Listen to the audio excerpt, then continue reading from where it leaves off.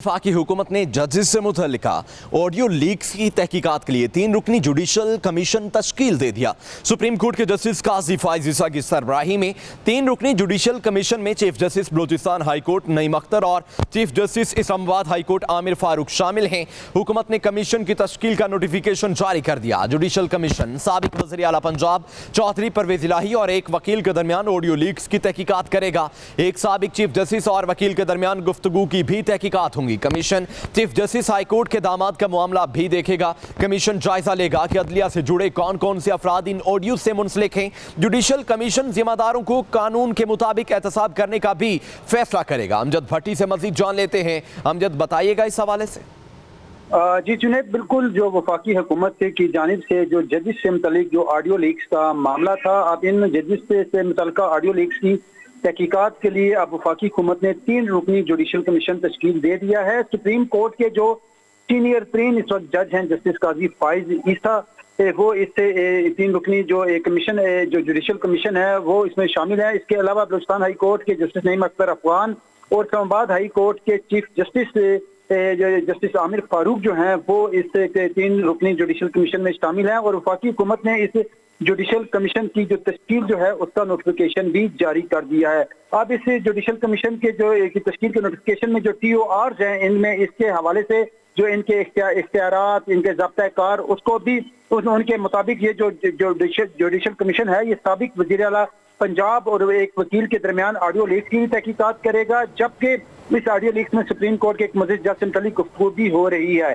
Commission इस सारे मामले की तहकीकात करेगा और जिम्मेदारों का तयन भी करेगा। और इसके अलावा जो एक साबिक चीफ जस्टिस और वकील के दरमियान होने वाली गुफ्तगू है उसकी भी तहकीकात की जाएंगी। ये commission chief justice Lahore high court के दामाद के मामले को भी परखेगा।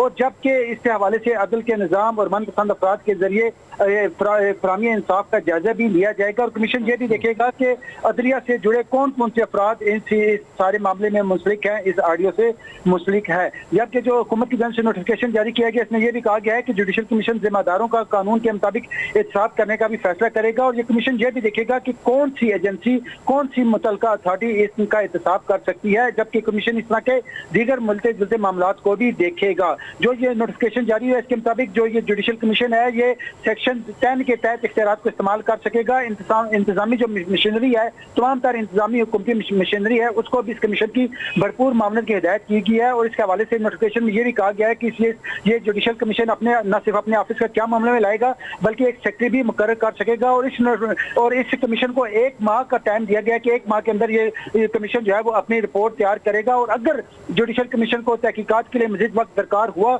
तो भी वो मजीद वक्त भी ले सकेगा। जी जी नहीं अमजद, जैसा कि आपने जिक्र किया, सेक्शन 10 इस्तेमाल किया जाएगा और कानून के मुताबिक उस पर अमल दरामद किया जाएगा। सेक्शन 10 क्या है? उसके अलावा जुडिशल ये जो कमीशन बना दिया गया है इसमें परवेज इलाही की ऑडियो का भी जिक्र है। तो जो वो ऑडियो थी हुकूमत की जानिब से एक रेफरेंस भी जुडिशल कमीशन को उन्हीं जो मुअज़्ज़िज़ जज हैं उनके खिलाफ भेजा गया था।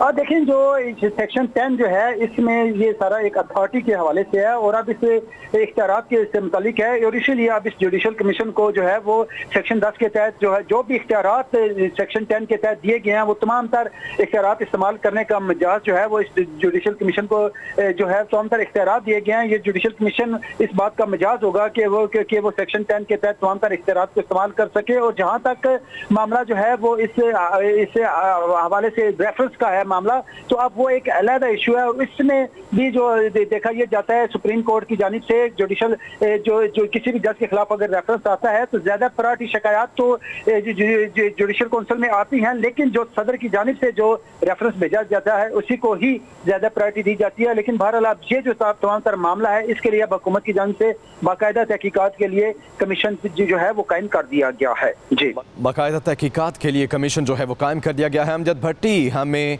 अपडेट कर रहे थे। अमजद, आपका शुक्रिया।